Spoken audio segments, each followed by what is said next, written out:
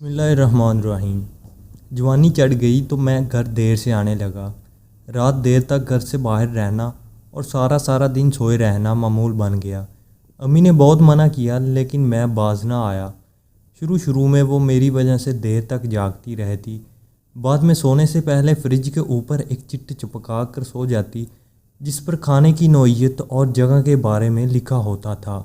آہستہ چٹ کا دائرہ وسیع ہوتا گیا اور گندے کپڑے کہاں رکھنے ہیں اور صاف کپڑے کہاں پر رکھے ہیں جیسے جملے بھی لکھنے ملنے لگے، نیز یہ بھی کہ آج فلاں تاریخ ہے اور کل یہ کرنا ہے، پرسوں فلاں جگہ جانا ہے وغیرہ وغیرہ۔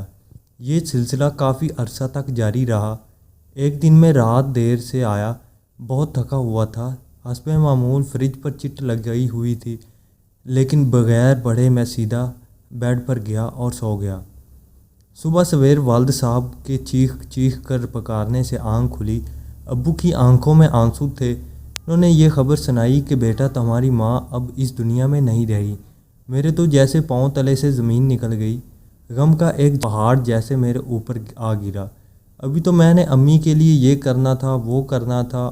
میں تو امی سے کہنے والا تھا کہ اب میں رات دیر سے نہیں آیا کروں گا۔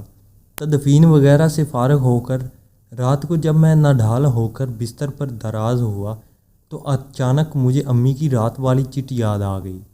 فوراً گیا اور اتار کر لے آیا۔ اس پر لکھا تھا، بیٹا آج میری طبیعت کچھ ٹھیک نہیں ہے، میں سونے جا رہی ہوں، تم جب آؤ تو مجھے جگا لینا، مجھے ذرا ہسپتال تک لے جانا۔